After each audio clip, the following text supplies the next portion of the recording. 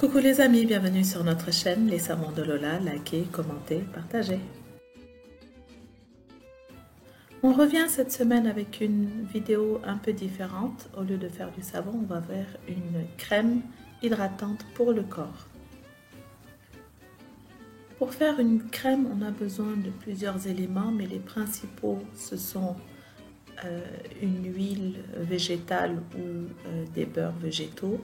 Et ensuite, surtout, de la cire émulsifiante. Alors, ce n'est pas de la cire d'abeille, ni de la cire de soja, ni cire de coco. C'est de la cire émulsifiante.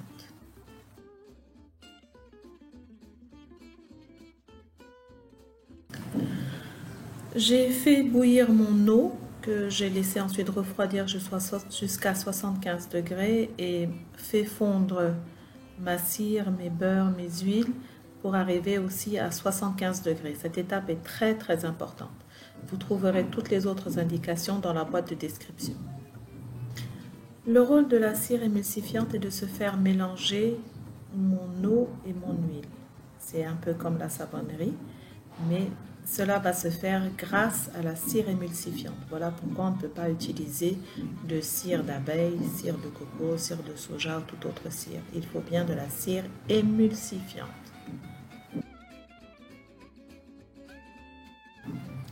Après combinaison, il faut battre, donc utiliser son robot pendant 3 minutes. Ça aussi, c'est très important. Donc, pour arriver à une bonne émulsion, il faut que les températures soient correctes et aussi mixer pendant 3 minutes.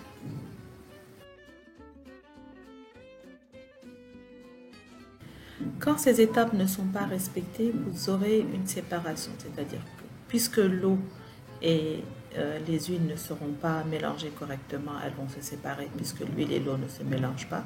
Et ensuite, si vous n'avez pas mixé pendant le temps qu'il faut, la combinaison ne va pas se faire correctement.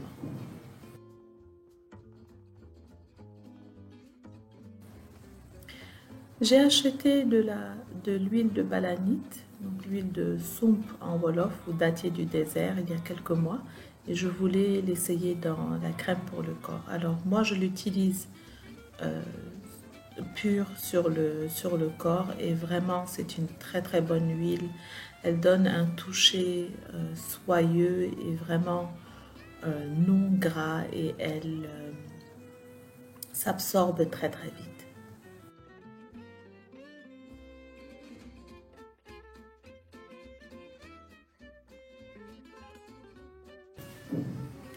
Il est temps d'ajouter les autres éléments, le conservateur. Pour ma part, j'ai aussi ajouté de l'huile de vitamine E, qui n'est pas un conservateur, mais va empêcher les huiles de rancir trop vite.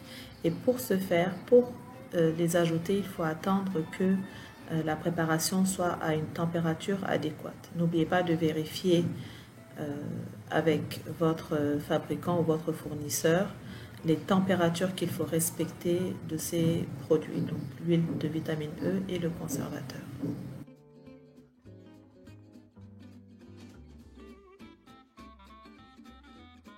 On a presque fini, mais à ce stade, on peut donner un dernier coup de mixeur pour s'assurer que les additifs sont bien incorporés.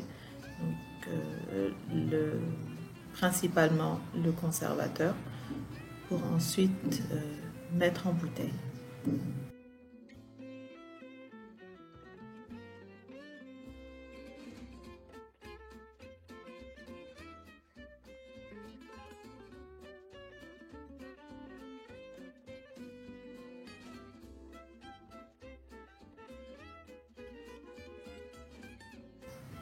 Pour remplir mes bouteilles, je vais utiliser un entonnoir.